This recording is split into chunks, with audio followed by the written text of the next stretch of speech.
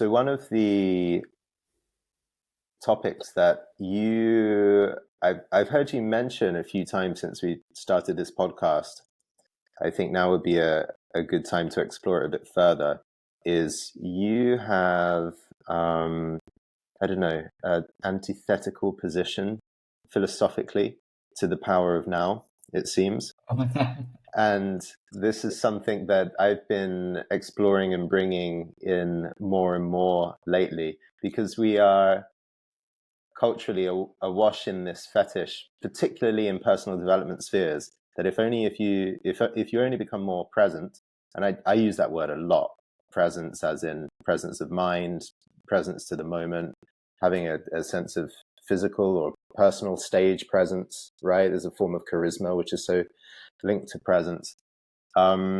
It's one of the words that you hear all the time, and yet there's a particular power, it seems, not in now, but in the past and the future that you're keyed into, and that I'd like to explore with you more. But particularly in the topic of this podcast, which is abundance in the land of women. So rather than going into the kind of personal ramifications, it's like, okay, beyond presence, or what is more impactful than the power of now or the present moment when it comes to attraction, dating, relationships? Yeah, okay. We're broad subject, but the way I kind of think about things in broad strokes here is that our whole generation, or our whole society in the last 20, 30 years, 20 years for sure, has all been about focusing on the self and actualizing is the word we use, to actualize the self, right? And move towards self-actualization. And everything is, like 30 years ago, the number one genre of books out there was romance novels, and now it's self-help books. And they're everywhere. Self-help is everywhere. And therapeutic modalities are everywhere. Therapy, which is all about correcting, resolving, actualizing, fulfilling self. So my head scratching thoughts, and I look out the window and think about this, in all of history, we've had the sense of, as you and I have talked about extensively, our relationship to other, the I and the thou, and how, we used to have concepts like duty and commitment and responsibility, duty to our family, duty to our country, duty to our community. We've kind of erased all that to the complete individualization, the atomization. We've atomized our viewpoint. So now the only thing that matters is self, myself, my rights. Now my responsibility, my rights. Not my duty. Duty is out the window. My rights are primary. And we feel this in every aspect in relationships, this concept of abundance of women, in the way we just exist. And the, one strong chunk of this self-help, self-actualization movement is the concept of the power of now, which is not a new concept. It's very Buddhist without the Buddhist layers around it. It's just taken that extraction, saying, nothing exists, and everybody knows this. Everybody's heard this over and over again. You see it on your Facebook probably yesterday feed, right? Which is the future doesn't exist, and it's an illusion that we make up in our mind, which is true. And the past doesn't exist because it can't touch us now, which I've always said too. I agree with that. So today, this moment is all we have. Sorry, you're muted, Jordan.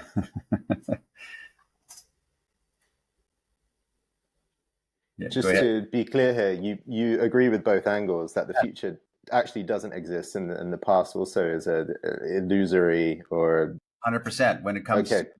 When it comes to the fears of the future, and they don't exist. So you can invent a new future. You can invent a new perspective. You can say it's going to have a positive, right? And the memories of the past that hurt us and knocked us down can't touch me today. Can't touch me today. You can make a choice. This is my thinking. You can make a choice to say my childhood was hurtful, and I'm going in that direction. I'm going to shake hands with the past because it is there. I'm going to mourn the past. I was abused. I was neglected. I was cast aside. I was unloved. All these things. I'm going to mourn the past, but I'm going to choose a new future. Right? Which is a present moment thing.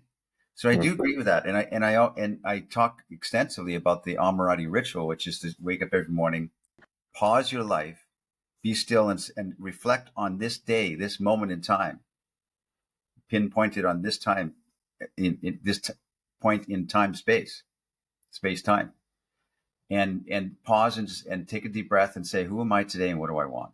So I'm very much about the concept of the present. Now let me understand this.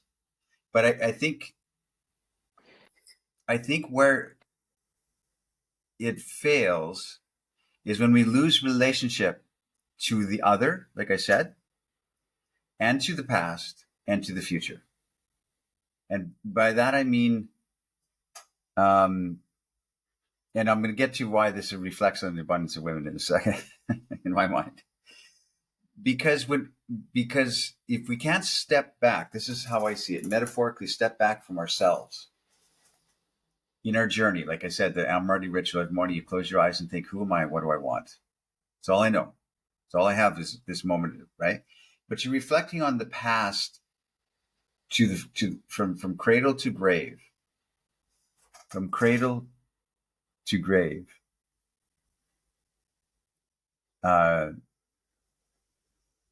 When you have this reflection on the past as a story that you're in, a narrative that you're creating, that you're part of, the narrative of the grand scheme of things, the narrative of your country, the narrative of you as an individual, then we become less selfish, which is the self-actualization gene that we think we have.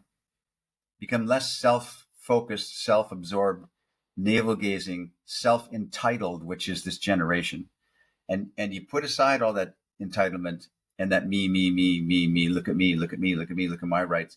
Artists today, the artists all have this concept, me, look what I did, look how can I shock you? It used to be all about the art. The art was primary and the artist was in the background. Now the artist is in the foreground and the artist, in effect of which is the whole Kardashian thing, it's all me, look at me. Instagram, all this kind of stuff, right? So we lose the idea of narrative. And as you know, and as you and I have discussed extensively in the past, when we turn our face away from myths and narratives and rituals, we lose everything. We lose guardrails of society. We lose guardrails of our own emotions, and everything goes. We try every permutation of government. We try every combination, permutation of relationships, and everything's been tried. Every hairstyle has been tried. Everything, there's nothing new under the sun, as they say. So, my thing is to remember that we have this present moment, and I'm not negating that, but we turn away from this selfish view of ourselves and turn back to the idea that we are in the story that we're creating. I talk about Ars Amrata is the idea that we're trying to create an artful life, right? So we were there, and that impacts or that informs me now of what I don't want and what I've learned and the experiences. And I had those and memories, and we're creating memories. The power of now removes memories from us, and the memories are. And I want to go there. I don't know how, but I want to go into this direction. That's what I think. I think that's more important than focusing on the now and the self-actualization and the me kind of feeling that this generation has. Okay. Um, I've there's a few things I'd like to throw into the equation here, but just where you've ended up, I think it's worth affirming narrative has, or story, if you were to have your life as a myth or a narrative and hold it in that way, that has to have a past and a future. Yeah. Sorry, I missed that, Jordan. What do you? A narrative, if you hold your life as a story or as a narrative, it has to therefore have a past or a future, because narrative moves in linear time. There's no. Yes. So you are feeling that you are on a journey, and I do feel like my life is a journey. Like, and I'm massively curious about what's coming next. And in the hero's journey, realistically, it's the Odyssey. It's trying to return home to Ithaca, like just that longing for home, longing for the home, and we're all longing for something, and so we're trying to find that, fulfill that longing. And I really think of my life as a journey, and it took me 10 years to write The Alabaster Girl, and that was part of this journey that I'm on, this story that I'm creating. When I'm old, I can look back at this story and say, well, what hath God wrought? So a couple of things to throw in here. I've spent a lot of time recently walking around Montparnasse and reading about the cafe scene and the chaos that Yeah. happened there 100 years ago, with this extraordinary scene of writers that came together. And every added glimmer I get of that past brings this whole area of the town more alive for me and makes it full of wonder. And it's what's really interesting to read up on this era is how much it actually changed. So when I look at the past, the past is often a static image.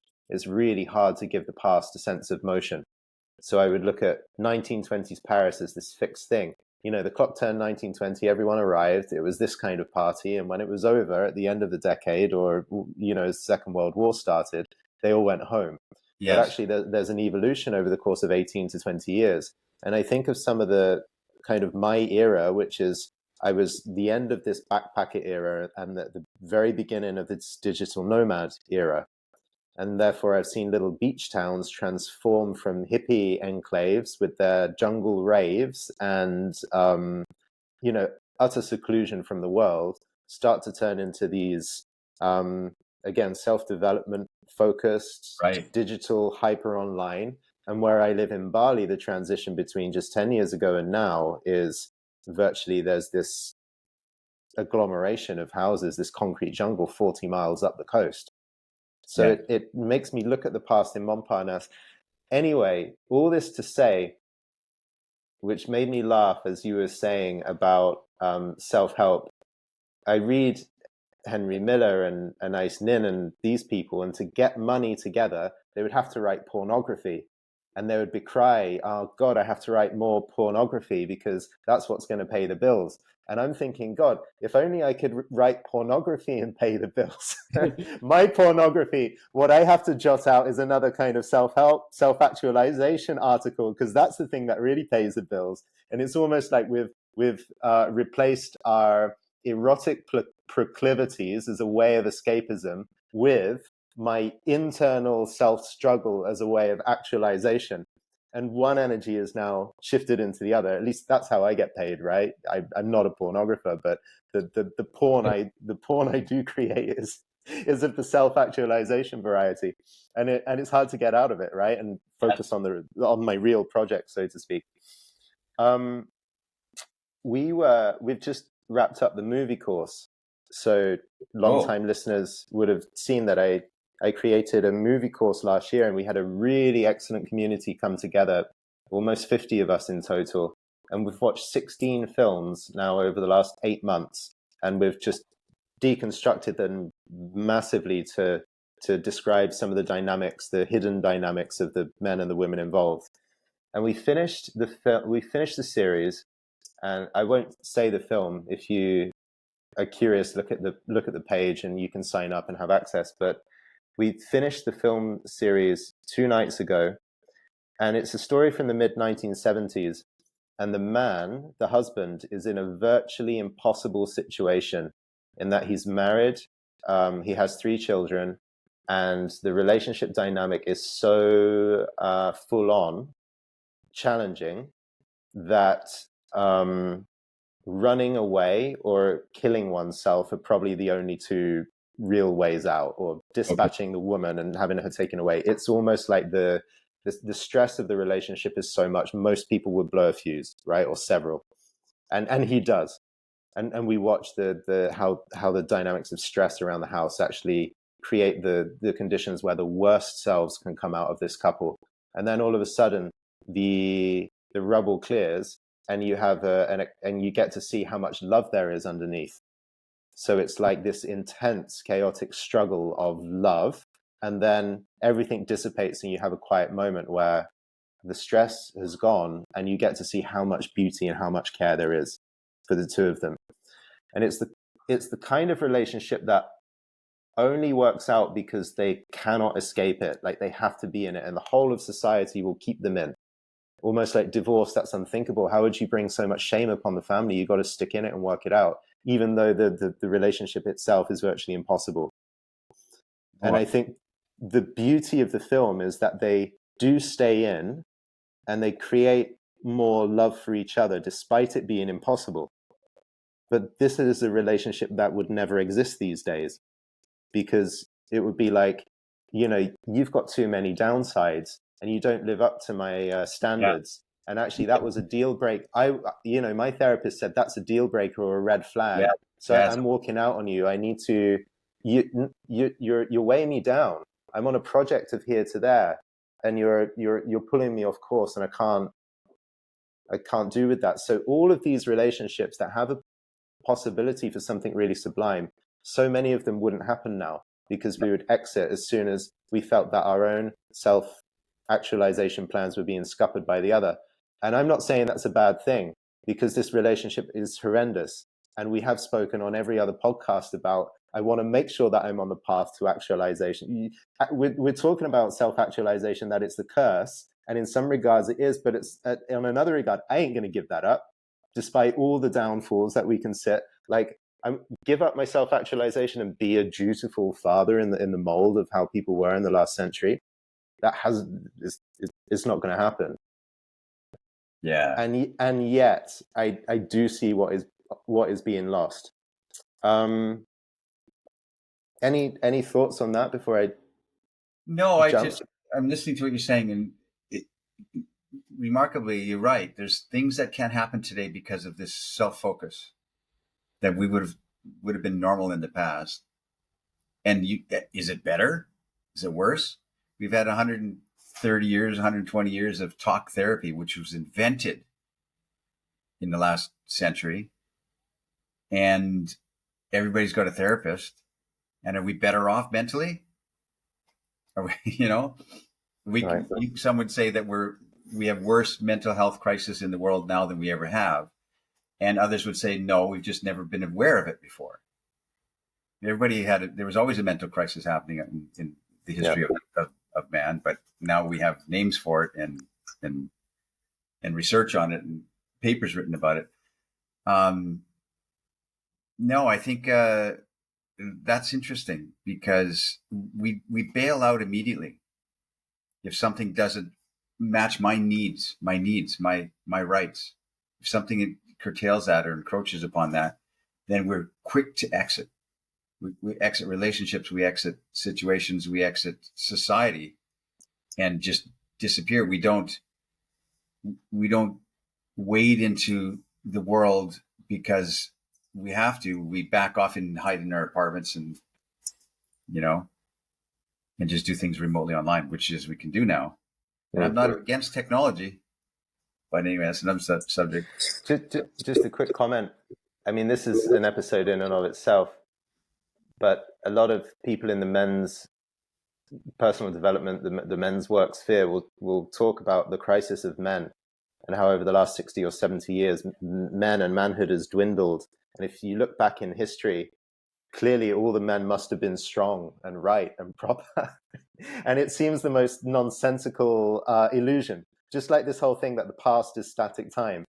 Every time I look at real documentation, like photos, videos, literature about how men were, 70% were malnourished, they didn't grow properly, there was deformation, psychologically stunted, intellectually stunted. We only hear about heroic men because they're one in a million that stood up and did something brave. Most men were easily coerced into these ships and like castles.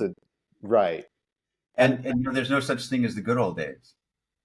Back in the day, when men were men and women were women, it didn't exist. That's a myth. Right. So I want to come back to this idea later because a client recently asked me about it and we had a phenomenal conversation. But the bloodline of champions, and you have in your Essentials course the idea that we come from a bloodline of champions. And if you can mold this narrative or this personal, familial, dynastic sense of myth in the right way, you can fuel yourself with a bloodline of champions. But so many of the men that we know, they look up their family tree and they see no champion.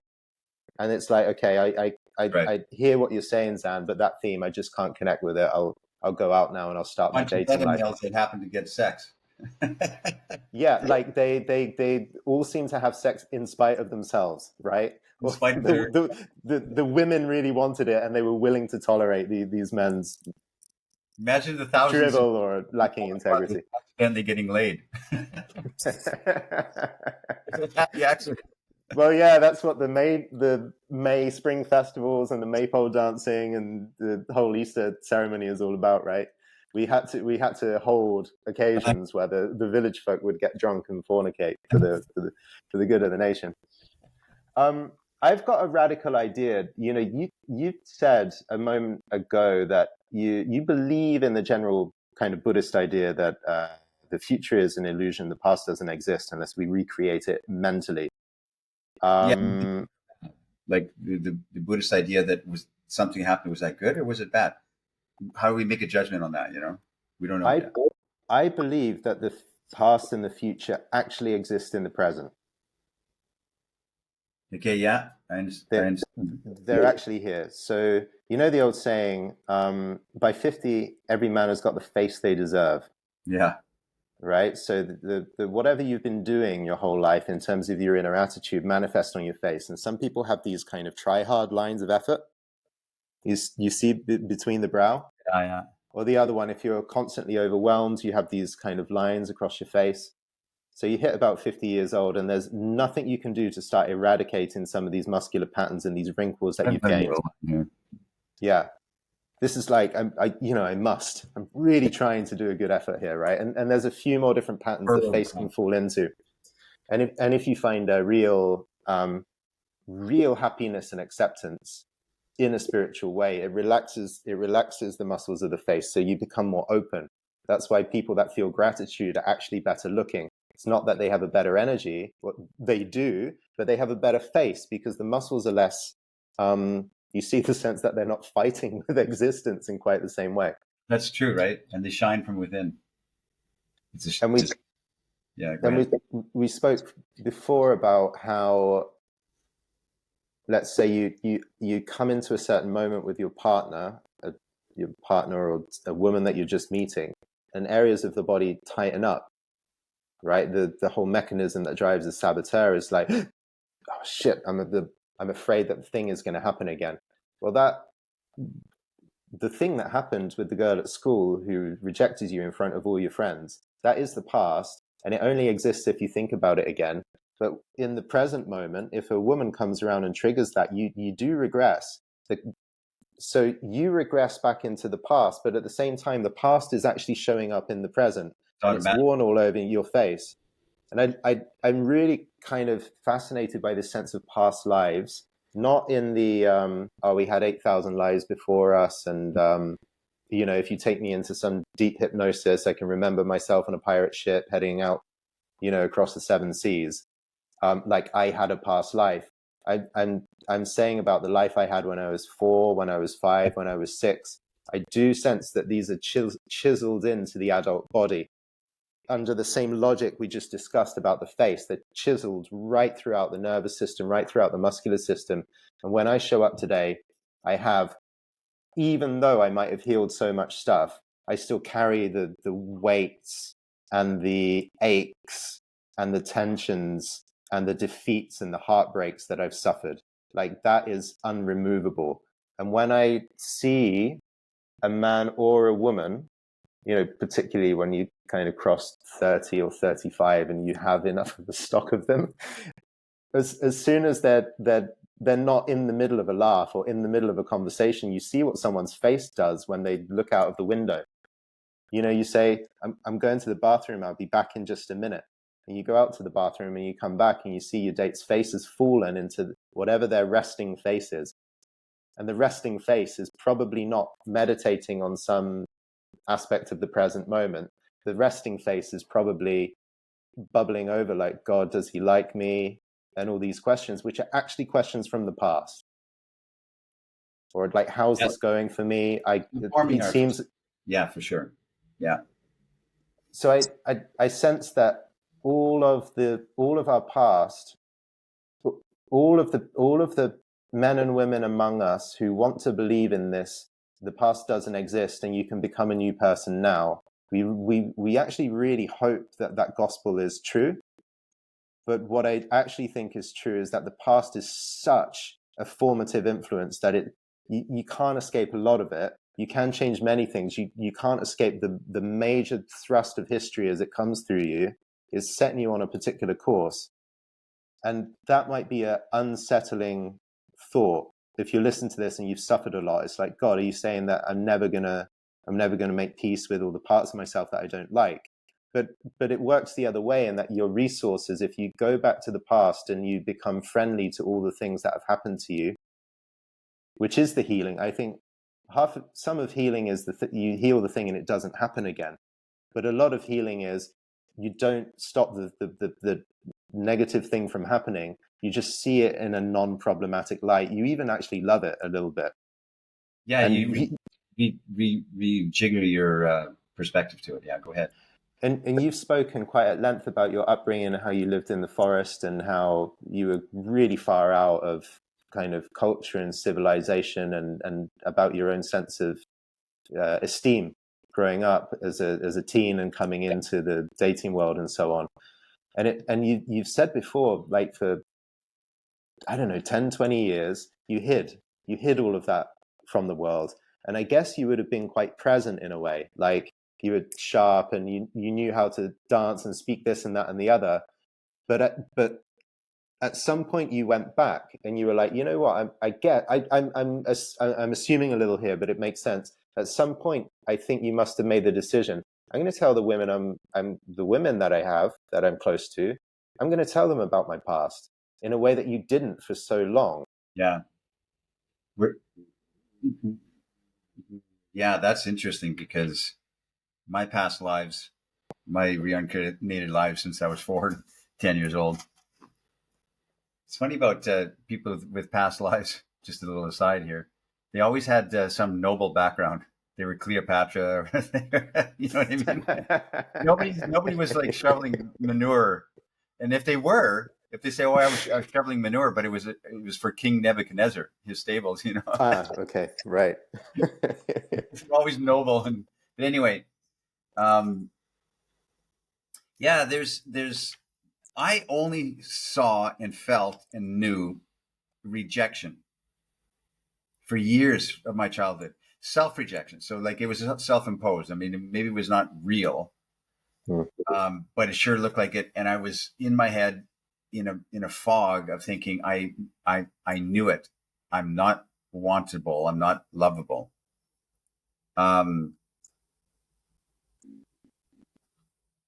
So I had that very strongly in me, and I could have taken that narrative forward, like people's go on these talk shows and they say, well, I beat my wife because that's all I saw growing up. My father beat my mother, et cetera, et cetera, et cetera. Well, that's all I saw growing up too. And I'm not that way. Like, I'm kind to, to the people around me. I think I am. And have real care for them. I want them to be prosperous and happy and fulfilled. I mechanically or by force of will, because will is primary, right? It's by force of will. I moved away from those. I could have carried that narrative forward and become, hurt people, that kind of narrative, right? I could have taken it forward because that's all I saw.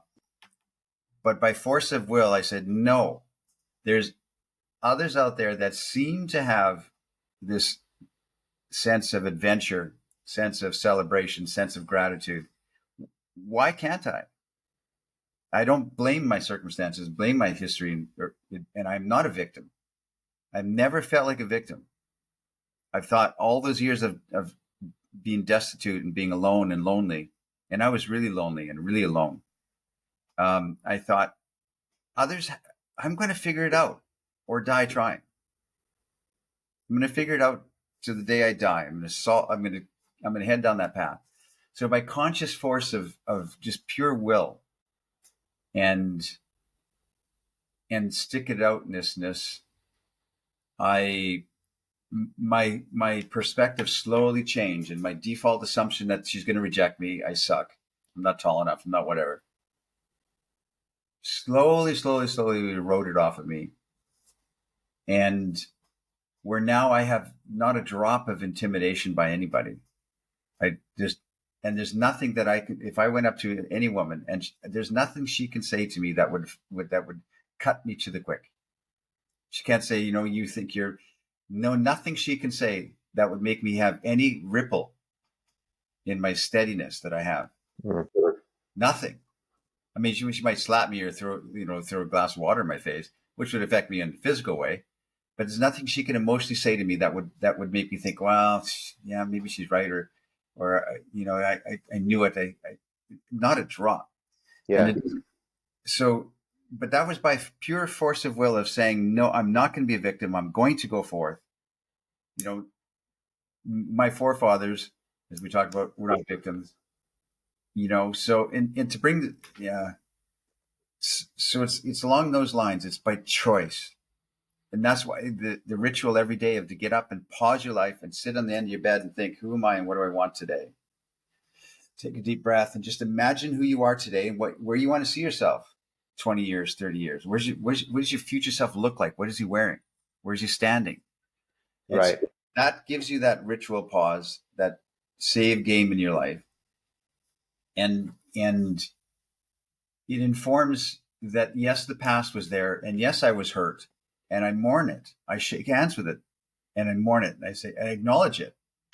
And I'm sad because of it in some way. But that sadness informs something beautiful that I want going forward. So okay. So you're bringing in the interplay of the past and then how the future can actually have a conversation with the past in the present and hold a redeeming hope. I have to explore another question about the past. You said on a previous episode you saw 3 panels with something. I'm seeing 3 lenses right now, which is I can look back on my past and I can remember all the things that brought up painful emotions and all of the things that led to beliefs and identifications of not being whole, not being right, not being enough, being somehow wrong, being somehow misplaced, the world being wrong, this will be in someone's fault. So I can look back on my own past through the lenses of insufficiency and kind of inherent shame and wrongness. Or I can look back at the past. Let's say I do some good meditation and detach, or I do some good therapy and the painful emotions are taken out of it. And I look back on the past objectively and it's just, the past was the past. And I know what happened. I have those memories, but there is like a blankness. There's an emptiness to the way I feel, which can be liberating. And that on a feeling level is better than looking back at the past and just seeing this dark, toxic kind of swamp, that I'm lucky to have crawled through. But there's also a way of looking at the past, the third lens, which is I look back on everything that happened between 0 and 20. let's say 0 and 25, when I was really in my darkest times. And I look back and I see bright green pastures and incredible good fortune. And I look back in the past and I see the love, let's say terrible family system that was almost impossible to survive in, and yet incredible love from mother and father and from other people around. I look back on the place that I grew up and with all of the systemic toxicity of it, and yet there were sublime days playing, and these were the moments and friendships that forged me, etc. One can look back on the past and see it through, I don't want to say rose-tinted glasses, because it's not fake. It's almost like I actually fall in love with my own past so that I can romanticize even this past, which deformed me and made me upset for so many years. And yet I can look in the midst of all those stories and see, God, the past was actually really wonderful. I'm lucky. If I didn't have that past, That's I don't correct. know what I would have had, right? Even though that past led you to therapy and suffering. So it's like, that seems interesting to me, that and I think this is essential for myth. Your myth is not going to be very powerful. I'm Zan and I'm Jordan McCauley, and my myth is, I grew up here and there, and I don't feel any angst about my past anymore. The myth is looking back on it and thinking, I love this stuff that happened, including these horrible turning points. But so there's fuel, Yes. Yes. Yes. right? That there's fuel in the body because I came from there, boy, and it was rough. I bring all of that culture into where I am today. Yeah. And there are men, because of, let's say, the place they had in society when they grew up, socioeconomic level, because of the part of the world that they come from and how they feel about their home country. Whether you come from a poor home country or a rich home country, the opportunity you have for hating your home culture is extremely high everywhere. Yes. And where you're from and who your family have been, you can grow up in a rich family and have that be a source of shame. So it's the ways in which we can turn our past into something we feel shameful and horrible about and want to hide are so immense. And one of the biggest things that I want to help people see is there is an incredible pool of resources that you have just from being in your culture. So Yeah. because you grew up where you did in your particular area of Canada, let's say, you're connected to everything that happened in that state, in that region, in your country, with all the people that came to your country, with all the people that lived on the land before your people came to this country, with all the songs that are in the air, with the, let's say, the poetry that's already dreamed up by the earth anyway before, it's captured by a person. That exists all around you, and you have that inheritance. Yeah. It's a way of looking at things by choice, like I said, by sheer force of will. We have guys coming to us for coaching, for instance, or joining our membership, and they say, "Man, I'm so glad I found Ars and Rada because I was going down a bad path. I did 3-4 years of studying this other toxic type of thing, and I thought that was the way. And then and I'm thinking, was that a bad thing? Because you're here now and you have this desire for this now, and maybe you wouldn't have this willingness and the desire to know something about Ars Amorata, for instance, if you didn't go through that. And I'm not saying Ars Amorata is the best. Well, yeah, I'm saying that it is the best philosophy out there. But the Bible says, "Never disparage meager beginnings. Never despise meager beginnings." So where your path, don't ever judge your past and say, "Oh, I wish I have regret." Regret is a sin. Whatever you created you to this point here of desire, the desire you have now.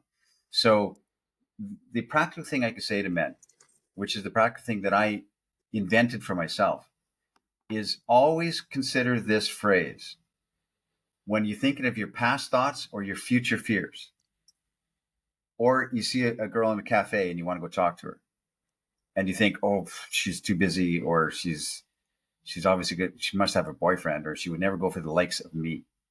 Those are thoughts and assumptions we're inventing. And all I ask myself, and this is what you can practically do, is what does it serve?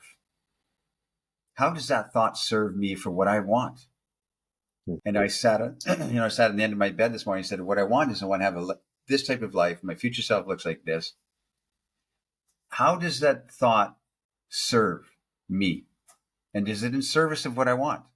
And if it's not in service of what I want, then cast it aside, because it's invented thought anyway.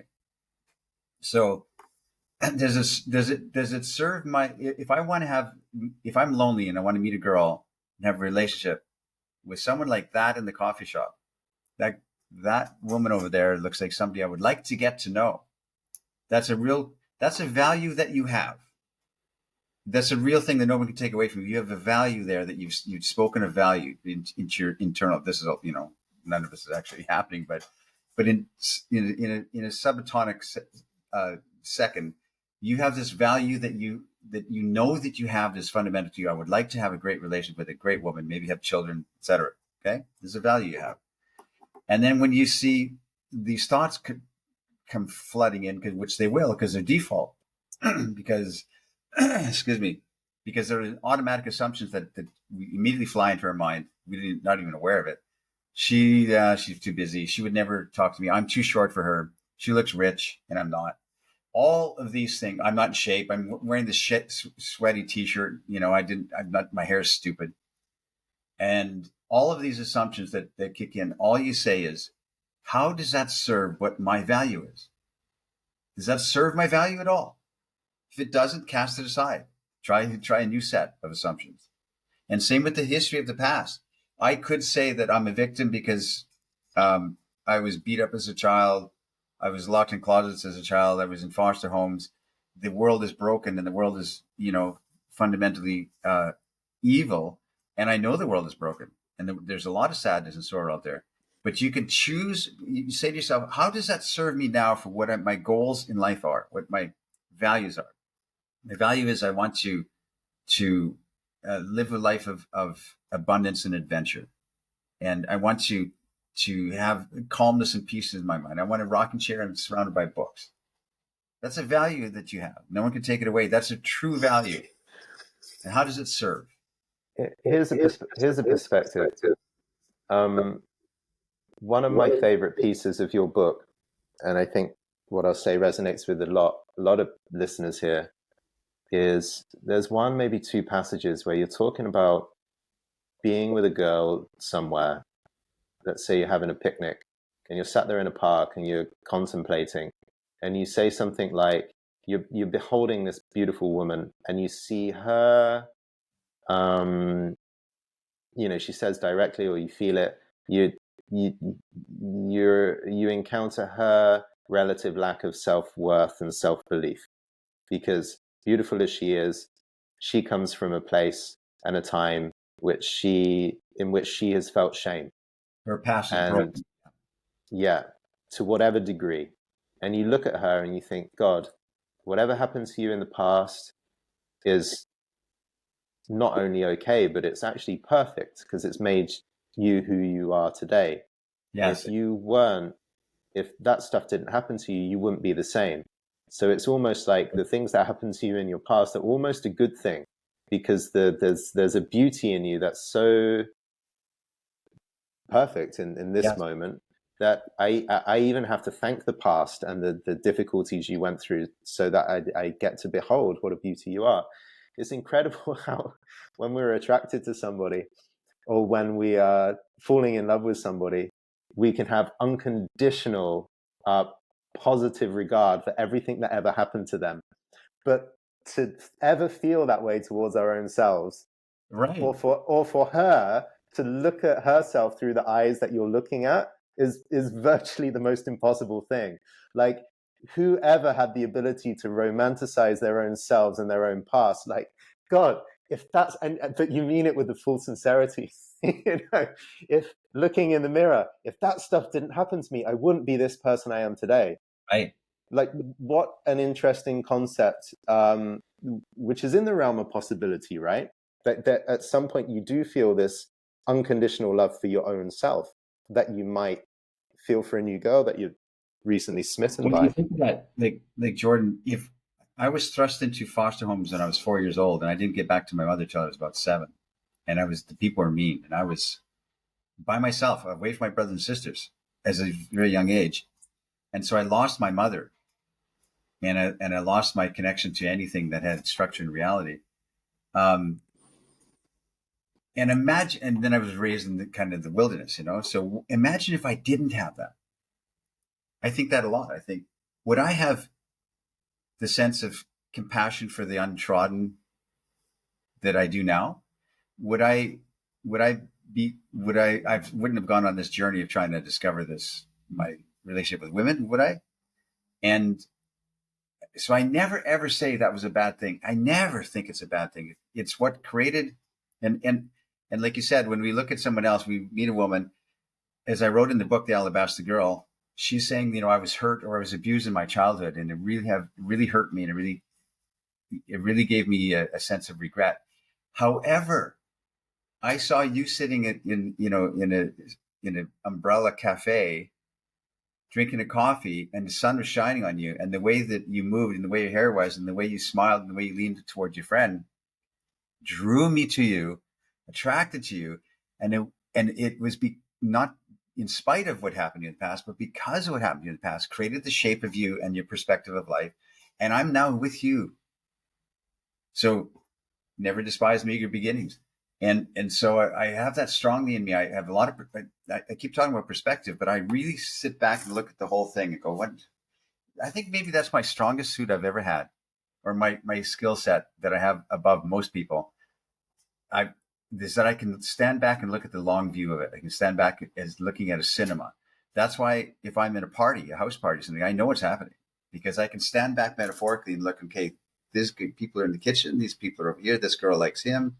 I can see the whole field, like a movie, like a cinema.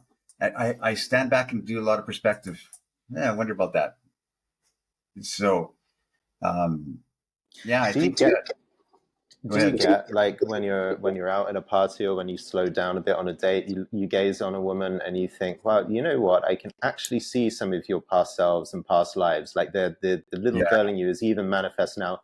Do you ever get that sense? That famous drawing, which is the young woman but also the old hag, depending on how you look at it. Do you get also, you can blur your eyes a little bit and be like, God, I can imagine how this woman is going to look in 30 years time, continuing this, for better or for, like, I get a glimpse into the future. I have a real sense of that. Like, I really have an understanding, I think. And that sounds arrogant, but that's all I've studied. So, I was in London a couple of days ago, and I'm in an elevator going down from my floor in the evening, Friday evening. And a Japanese girl got in the elevator on the same floor as me. And she looked at me, she said, "Where are you from?" And smiling. And you just hear, and she's just visiting from Japan for the weekend. And cute girl. And I'm looking at her and I'm thinking, I know this. I know this scenario to the nth degree. Here I am in the elevator. I got 5 floors to hit the bottom. And I know for certain, just by looking at her and the way she's looking at me and, the whole thing, that I could turn this into something. I could say, "Hey, listen, you're just here for the weekend. You would like to have a drink later." I could do that. And I know that it would be received. I could just have the intuitive knowledge of this, that I turn this into something for certain. There's no question in my mind. And I've been there before, that metaphorically. That sounds very trite or very dismissive, but I don't mean that. But I've been in that situation before. I know it's possible. And I'm polite and let her go to the elevator, and I went on the elevator. And there's, so I have this real sense of understanding of this, because I have had a perspective of looking back at very same elevator situations or whatever, where I'm looking at a girl and I stand back and I observe her and I observe myself, and I say, "Hey, what's going on here?" That third party perspective, that third person perspective that I inhabit a lot in all kinds of situations, my past, my future, current situation with a girl. And, yeah, I mean, I have that sense, and I could easily take that, have that girl as an experience easily. And also at the same time, because I have no forward momentum to have a glass of wine with her or have a coffee with her, because what am I going to talk? What am I talk with her about? You know, what am I going to like? And I had nothing else to do that evening. I could have said, well, hey, they could be social, and there's nothing in me that had forward momentum to reach out to that girl and say, let's have a social thing, because I have nothing to say to her. Because this is a side quest in our conversation here, but unless somebody's talking about this philosophical idea of art and an artful life that we're talking about, I have nothing to say to them. I just my small talk muscle is atrophied completely. I have nothing to say. So if you were dating again, your pool of women would be very small these days. Boy, that's for sure. Yeah. I kind of have the idea, this is kind of a blasphemy, but I kind of have the idea that if anything happened to my relationship, in whatever way, I'd probably be single the rest of my days. Yeah. And I think so. I would have women because I like women around me. but I shouldn't say that, because who knows? You might, somebody comes along that completely energetically and emotionally completes you in that stage of life. The phrase completes you, right? But I can't imagine it. Because my search in my youthful, in all my life, was trying to search towards the feminine and understand it, so I can bring it into my heart, so I can pack myself around with feminine energy. And now, because I did that for so many years and I accomplished what I set out to do, now I still have a deep treasure hunting mind of wanting to know and curiosity. And I'm not like, okay, that's good, I learned that. But it's shifted outward and upward, I guess you could say, metaphorically, to the transcendent. That my love affair now is with the transcendent. That's my uncharted territory that I can't stop thinking about. Not women, not the essence of women anymore, but what is, the concept of art, and what is the concept of God, etc. And a woman told me, she said, the only thing that gets you hard anymore is your purpose. So I can't have an interaction with a woman unless I could bang her, because that's fun, and let's go and let's have a good time. And I'm still that horn dog, and that's not diminishing me at all. So let's go. But to have a conversation with her, unless she is having the same kind of thought process, sounds so dismissive and elitist, and I don't mean it to be that way. It's just I'm really burning to know certain transcendental things that I'm massively curious about. I've always been massively curious, but my mind is more and more heading in that direction.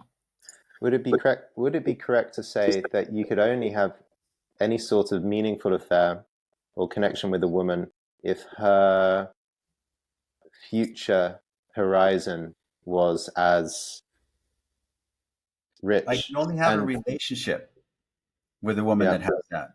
I can have an affair, purely physical and fun and winking and having a laugh, and I can have an affair, and no problem with any woman that's fun and good spirit. But a relationship, to want to walk together and to want to and yearn to see her again, can only come if there was an alignment in, which is what I have in my relationship now. Like, I talk about Deanna all the time, but I'm telling you, that girl is impressive to me, and admire her. I admire her artistic mind, and I don't have a lot of male friends, even though I have lots of male friends. But to sit and talk about what I'm struggling with, man, I get that in spades from Deanna. I can talk to her about what I'm struggling with, what I'm working on in my book, and what I'm trying to figure out here and stuff. Yeah. And she just completely has this. In other words, I'm fulfilled with my bouncing ideas off of somebody. I have it from her. I don't need it from anybody else. All right, I've got a related question for you, and you did one of the episodes that we did couple of weeks ago was you bouncing off into this almost science fictional ideas about the nature of reality and so on. So you've given a glimpse into what you might answer here. But with the concept that we're exploring here is challenging the power of now and speaking more about the personal myth. And one of the distinctions I would give this actually is the power of now as a quality of being in the present and only being in the present and seeing through the illusions. There is a spiritual truth to that. But the distinction that's been helpful for me is that spirit or spirituality is very different from the soul, like the human soul. The soul is much more entwined with its ongoing story and narrative. Sure. That you came into the world and there were infinite myths that you could have lived, but actually things happened and they set you down one myth. And you're either going to love that myth or you're going to wish you had a different one. And somehow, you've had a myth and a destiny. That's basically it. You can choose many things from here on out, but when you die, you would have only had one. To what extent did you love it while you had it? I think this is a soul journey rather than a spiritual journey. Maybe we'll come back to this another time. But we've spoken in this episode, like my assertion is actually the past is in the present. And we cannot be present without the past. And even if your mind is totally in the present, the rest of your body, as soon as it comes into action, is shaped by the past. Right. And I think this is actually our greatest resource, because let's say you go to France, let's say you relocate to France, right? Everyone who relocates to France wants the French experience of, he wants to go into the little village and the times haven't changed for 300 years and the people are cooking and eating and being together and acting in the way that they always did. We all have this exceptional romantic mind for other people's pasts and histories. Right. And if you come to France and see everyone on the cell phone or whatever, you're disappointed. Yeah. Or if you go to Bali in Indonesia and you sit there and everyone's on the cell phone, sharing little videos with you, what a disappointment. I want them all praying in the temple. Yeah. Something about that. But we talked about the past being present, and the beauty of you and the beauty of the woman that you're in front of is that the past hasn't been erased. And I would say, I've known a lot of coachy women or spiritual women over the years. It's a real letdown where you try and date a woman and you try and find out things about her life and who she really is. And she just gives you some, just be in the present moment claptrap. All this is an illusion. What do you want to create now? It's this toxic positive. I've met and been with women who I would say are toxically positive to the point of you can't actually get to know the person because the soul is formed by the past. She won't reveal any of that because she's in this cycle of the past doesn't exist. Don't talk to me about that. I want to talk about how my, sparkling manifest is going to shine. And it's actually a brick wall to wonder and beauty and intimacy and all this kind of stuff. Anyway, it's a good thing that the past is in the present. My assertion. My question. I also believe that the future is equally in the present. Okay. Yeah. And I don't quite know how. But you've just given a sense of this conversation about the transcendent and sublime and art and what I'm trying to understand. This is a future that I think is already in you. It's not a future that doesn't exist. It's a future that animates you and makes you alive and has you determine what choices you take today. Because of the future, you are just bidding goodnight to the Japanese girl rather than bringing her into a conversation, right? So there's something about the future that's already here now, animating you, shaping you, changing the contours of your face, putting, throwing a different voltage of energy through your body because there is a particular future. And if you had a different future, if the future was different, you would be animated differently in the present. I think I think about that a lot, Jordan, and I'm 100% agreeing with what you're saying, because when I talk about this daily pause, which I do with my notebook, my leather-bound notebook, and I just consider who I am today, because it's changed than what it was yesterday. Something added to my life yesterday, and here I am now, incrementally or very very small, but something has changed. And I always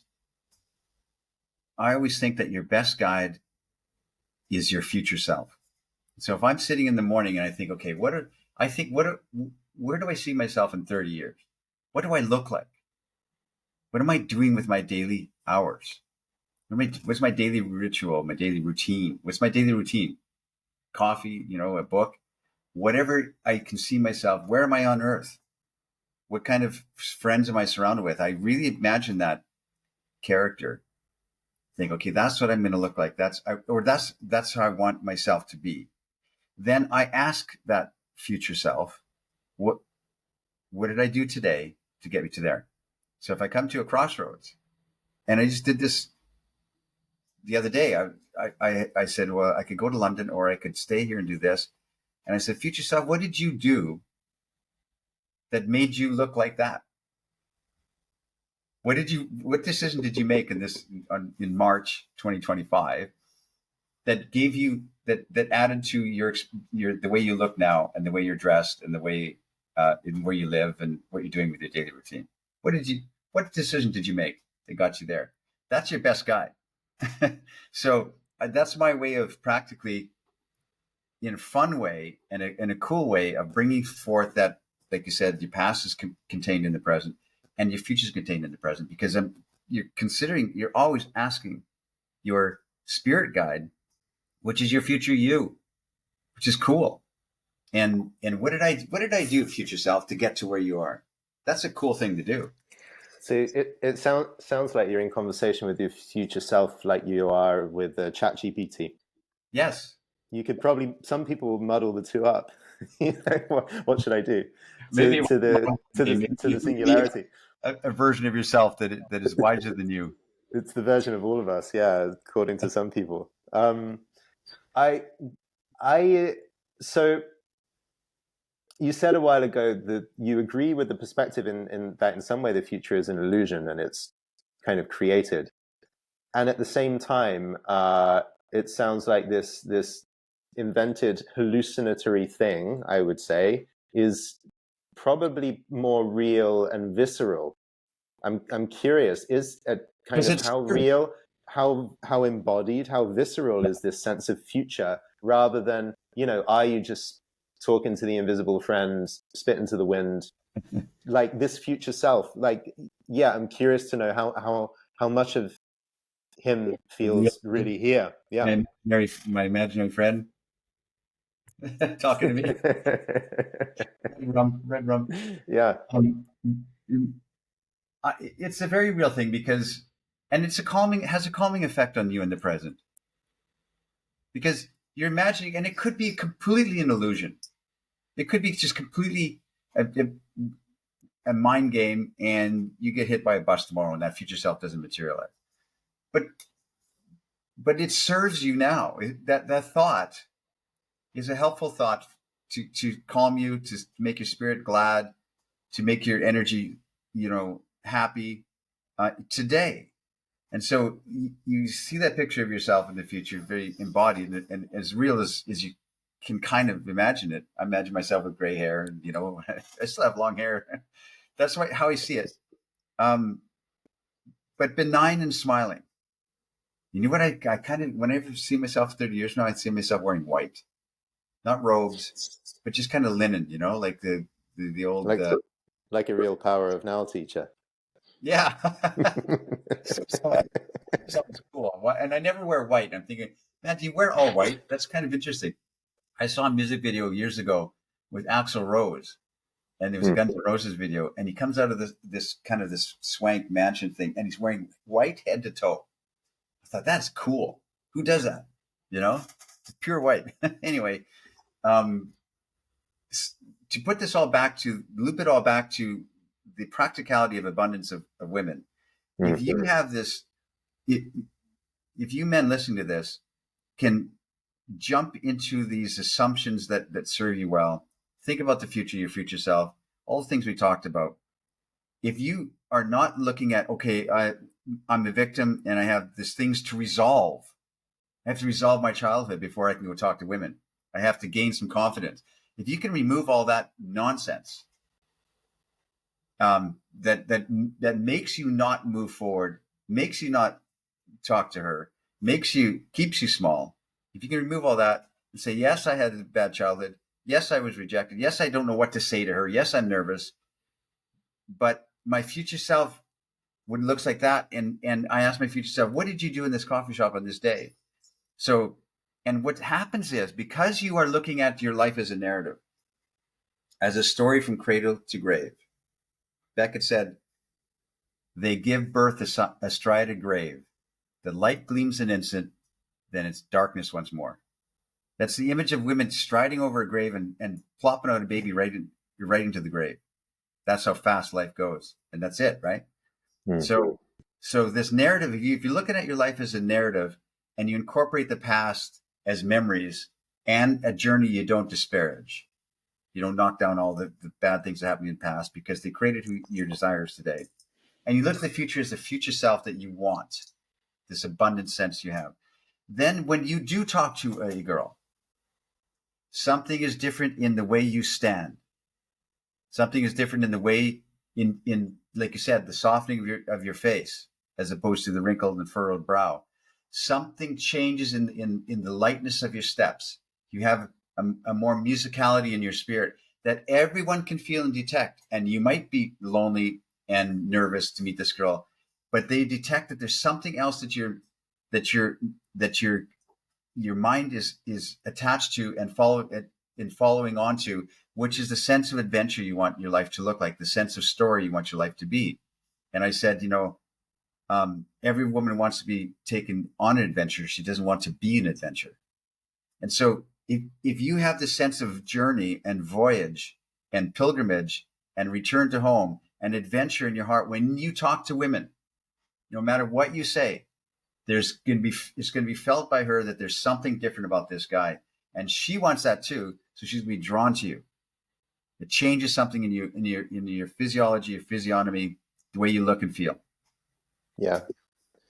And this is something I've come to really learn, that you can be really present and wrap a woman up in the present, and that can be very seductive. Let's live for today. Let's have the adventure. I'm here for a week. Come with me, and you can create that whole thing.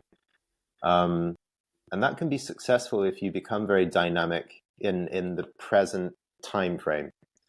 But a lot of really, really good women are sitting there and they're feeling into what is your future going to look like. And this might be unconscious to us as men. Yes. And men would be very well served to see the woman that they're with in all three timelines as well. Like you're just dating and you're wondering, is this a good fit? How do I choose? I'm dating a lot. I kind of want one woman to really go somewhere with, but I don't know. Can you see the past in her? And is the past manifesting in fortuitous ways, or is there going to be a repeated blockage that keeps coming up again? An unresolved thing, a drama, a blame, a sense of real limitation in an area that's important to you. And some men won't worry about that because she's hot. So the past is out the window, but also the future. Is this woman on her own timeline, on her own train tracks, heading towards a future that's going to have her bloom and flourish in a way that I would like to be part of? Like, is she going to make some headway towards an inspiring future, even on her own esteem without me? And if, to the extent that is yes, I think that's an exciting proposition. Yes. So I sit and wonder these things now where I wouldn't before. And women like Adelia over the years we met in a kind of yoga, meditation, spiritual moment in both of our lives. And over the years, she's ripped the spiritual scene to shreds. And I actually think that's a bit unfair. You should lighten your perspective and take some of the gifts that it wants to give you. We have a lot of back and forth on this. But her feeling as a woman is, it was all well and good when I turned 30 to sit in the spiritual scene and be in the unfolding now.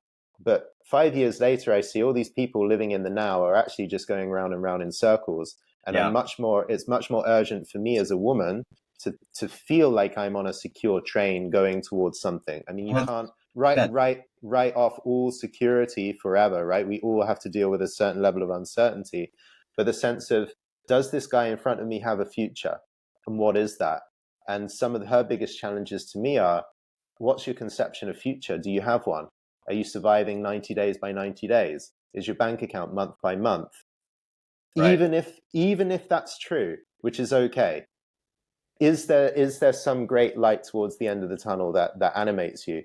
And to the extent that I have an answer, not just verbal, this is really important. It's not just, yeah, babe, this is my 5-year plan and look at my kind of decision tree and where I want to be in 20 years time. That's useful, but it's only rational. There's something about having the energy of the future in the body where I say, you know what? I don't quite know where this will get to, and where we end up living in the world is a mystery to me. And whether we end up being good for each other on this journey is also a mystery to both of us, right? And yet, there's something in my bones that can communicate an uncertain future because there's something that's really certain beneath it, which is I have 1 or 2 core values in life. It's this and this, and I'm going to give everything to Right. manifest what is most valuable, what is most inspiring, what I have to create in order to feel good. And this takes a lot of soul searching, right? And it's not the, as you like to call it, the weekend mission statement professional coaching retreat. You know, you sit there and you write, because this is my value, therefore my company mission is this, and we're trying to enlighten 1 million people by 2026. Motivate others.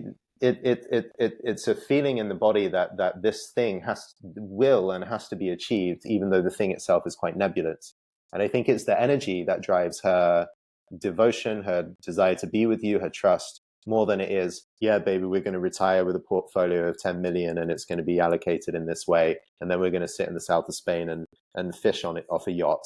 And you can be secure evermore that there's going to be no more problems. Dedication that you to your vision of your journey, of your story, because I mean, we hear about these starving artists that live their lives and they live to 88 years old. They found food, they found shelter, they created art all their life. You know, you're going to be okay. It's not like you're going to be like, you know, pushing a shopping cart and living under a bridge because you pursued art as opposed to commerce, right? And so, so my thought process is, man, go full force into what you feel is your energy and what you love, and let that future take care of itself. Let those, you know, those 90-day bank account energies take care of itself. You always have something. You're going to make it, you know? So,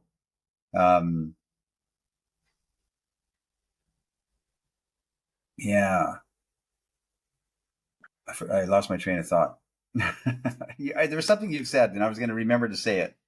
And then I got lost, but I think we covered it well. I think,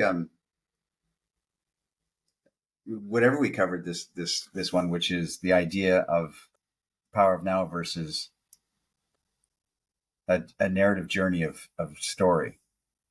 Yeah. Which I could keep talking about forever. The power of now versus the power of myth. I think as we wrap this up, I'd like to ask the listener or the viewer, how much consideration have you given to your narrative and myth, and how powerful, not just the present, but how powerful or how disempowering does the sense of past and the sense of future currently feel to you? And I might say that everything else equal, here's an assertion to round up with, everything else equal, like your ability to connect, your conversation, how you show up in a room, how you show up on a date, all the skills that you've built and recognitions you've had over the years, everything else equal, I think the most empowering thing, the thing that changes most, is having a narrative where the past and the future are high energy and sustain your life force and your imagination and your creativity.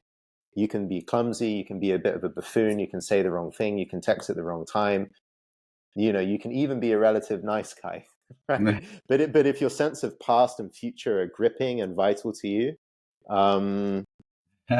you can create something very high, I think, with a woman. Very inspiring. The power of now versus the power of myth. There you go. Podcast title. Yeah, I think I'll put a link to this. Remember we did a podcast a few years ago when I just had my family tree given to me and I drew it all out. Yeah. One of the greatest gifts I had in my life was my mum actually went on this Da Vinci Code-esque mission over about 15 years to create the family tree, and it went back to the year 1655. And there's not a lot of data on my ancestors. Like, no one really did anything. It's just like John married Sarah and had Anne, who married Yeah. Patrick Farmer or whatever. Yeah. You didn't have the noble past lives there, Jordan? I think my mum is still searching. Yeah. Well, she's still, waiting for the breadcrumbs to come from the royal family. There's nothing like that. And I heard it said that if you want to heal your past lives, you need to heal intergenerational trauma, they say, goes back 7 generations. If you can heal 7 generations, you're clean all the way through. Supposedly, I have not seen the science. Don't know how you're going to measure this, right? But there was something when I looked at the chart and when I really considered my family 8 or 9 generations ago, there was some rarefied air, like something had clear. Like to go over the 200-year mark, I felt this sense of, now that I see back, but I can also feel on the inside of it. It's no good like looking at your family tree and it's just a PDF of names and birthdays, which it was. There's some dimension of you that has to be able to feel and feel a connection within. That comes through contemplation. I think about my family tree enough so that somehow I feel in my body how it actually lands. yes. And I feel in a way a living connection to that bloodline. I got to the 8th or the 9th generation behind me and I felt complete liberation. Like everything is good.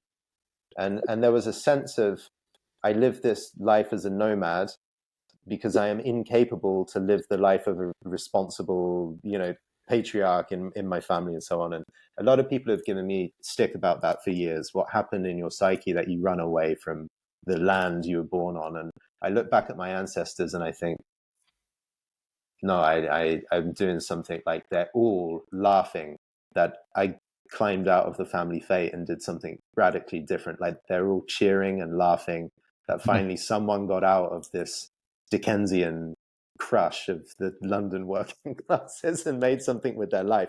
And I actually think forward sometimes, like 300 years, there's a popular question, what kind of ancestor are you? And that's so abstract to many people, but it's starting to land in me.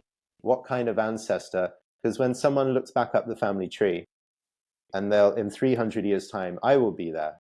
Maybe I can leave something next to my name. However, even if it's a joke, right? You put a message in a bottle and it's just a joke, but you leave something in the family tree that brings some liberation to someone in the future. My great grandfather, he did this thing. It's nuts. You wouldn't believe it. That's cool. Yeah, it leaves me with that taste of vaster perspective. This is an inquiry that really gives something to me.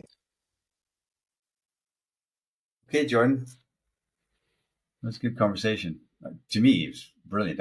I took a bunch of notes, as I always do, and there's things I want to remember. Crazily enough, but good, well spoken. Made me think. Yeah. Makes me think a lot right now. Yeah. I'm going to go out for lunch and get on with my self-help pornography. Pornography. Make ends meet. She thrust the bosom at his throbbing member. Exactly. Good at it. If you start seeing more of that language slipping into the newsletters, there's traces already. Exactly, an engorged spirit. Man must thrust forth into nature as he does into his lover. All right. Well, thanks, Zan, and thanks everyone for listening and watching. As always, comments, questions. Really happy to take questions on this and develop the ideas as these weekly podcasts unfold. And of course, it helps us a lot to shape future ones. Read a lot of comments. And of course, if you want to be closer to this conversation and participate with a number of our throbbing members, fellow men, trusting into, yeah, we scrap that. If you want to be part of a really good membership where we continue this conversation, subscribe. And we also have the conferences now next month. So by the end of May, if you would like to be part of it in Bucharest, then there's still time in if you join the membership now to catch that and be part of the spring conference. We have a conference every May and every September. So just look at the next month that's coming up that looks like May or September and contact us, join our membership, and you come to our conference for free. Cool. All right. Thank you. See you next time. Take care.